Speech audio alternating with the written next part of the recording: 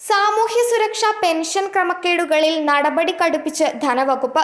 കോട്ടയ്ക്കൽ നഗരസഭയിൽ തട്ടിപ്പിന് കൂട്ടുനിന്ന ഉദ്യോഗസ്ഥർക്കെതിരെ വിജിലൻസ് അന്വേഷണത്തിന് ധനമന്ത്രി കെ.എൻ. ബാലഗോപാൽ നിർദ്ദേശം നൽകി.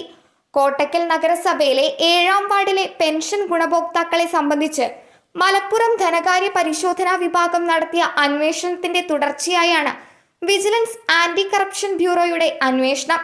ക്ഷേമ പെൻഷൻ അർഹത സംബന്ധിച്ച് അന്വേഷണം നടത്തിയ ഉദ്യോഗസ്ഥർ, വരുമാന സർട്ടിഫിക്കറ്റ് അനുവദിച്ച റവന്യൂ ഉദ്യോഗസ്ഥർ, പെൻഷൻ അനുവദിച്ചു നൽകിയ ഉദ്യോഗസ്ഥർ എന്നിവർക്കെതിരെ വിജിലൻസ് അന്വേഷണത്തിന് നടപടി സ്വീകരിക്കാൻ ഭരണവകുപ്പുകൾക്കാണ് നിർദ്ദേശം ലഭിച്ചത്. കൂടാതെ വിഷയത്തിൽ സ്വീകരിക്കുന്ന തുടർ നടപടികൾ അടിയന്തരമായി റിപ്പോർട്ട് ചെയ്യാനും ധനവകുപ്പ് നിർദ്ദേശമുണ്ട്. കുറ്റക്കാരായ ഉദ്യോഗസ്ഥർക്കെതിരെയുള്ള അന്വേഷണ പുരോഗതി ഓരോ മാസവും വിലയിരുത്തണമെന്നും വകുപ്പ് നിർദ്ദേശിക്കുന്നു. നേരത്തെ കോട്ടയ്ക്കൽ നഗരസഭ